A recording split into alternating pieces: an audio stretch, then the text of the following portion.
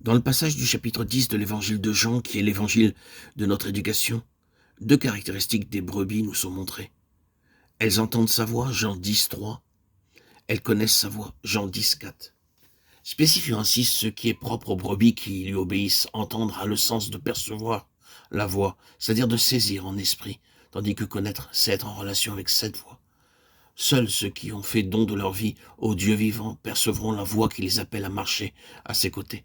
Ils sauront que tout appel est perçu dans l'homme intérieur, dans l'esprit où s'établit le témoignage qui produit la certitude, l'assurance, la paix quant à leur engagement. Désormais, ils apprendront à connaître de mieux en mieux cette voix, à l'écouter afin qu'ils sachent ce qu'il a à leur dire. Psaume 143, 8. Si nous retenons notre vie pour nous-mêmes, nous resterons spirituellement sourds pour entendre sa voix. Nous devons être gouvernés par sa vie, vivre de cette vie. Cela veut dire pratiquement que la nôtre est sur la croix. Cela signifie que nous avons désormais livré à Christ notre être tout entier pour qu'il fasse de nous ce qu'il veut. Alors seulement nous pouvons entendre sa voix. Il est précisé qu'il les conduit dehors. Ceci montre qu'en nous appelant, il nous retire de tout système humain pour nous amener à le suivre, lui, afin qu'il accomplisse en nous par son esprit son plein dessein pour lequel il nous a sauvés. Maintenant, puisque nous sommes préoccupés du grand besoin de Dieu, à savoir un peuple qui soit son entière propriété, il convient de savoir de façon claire quel est le but que Dieu poursuit en nous sauvant.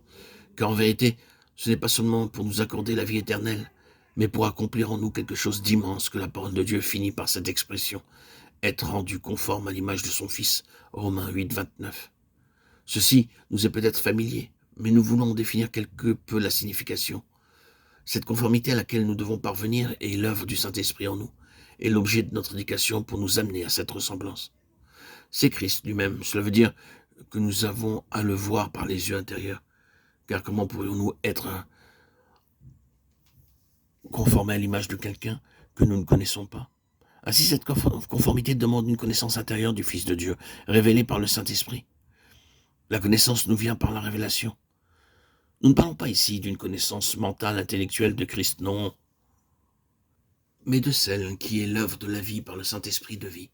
Oui, disons-le, cette vie, sa vie, n'est pas venue en nous non seulement pour nous accorder l'assurance que nos péchés sont effacés, non, mais elle est venue pour que par elle nous vivions, que progressivement, elle envahisse notre être tout entier, gouverne nos pensées, nos mouvements, nos actions.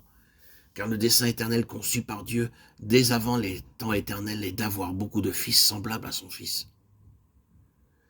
Il convenait en effet que celui pour qui et par qui sont toutes choses, et qui voulait conduire à la gloire beaucoup de fils, éleva à la perfection par les souffrances le prince de leur salut. Hébreux 2:10.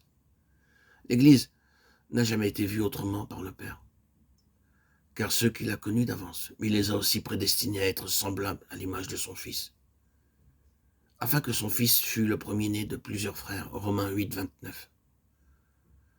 Nous avons dit précédemment que le but et l'intention de Dieu dans notre éducation est de voir dans son peuple ce qui est de son Fils. Ce que nous voyons de Christ est ce que Dieu veut voir dans un peuple qui soit vraiment sa propriété et non pas seulement un peuple racheté.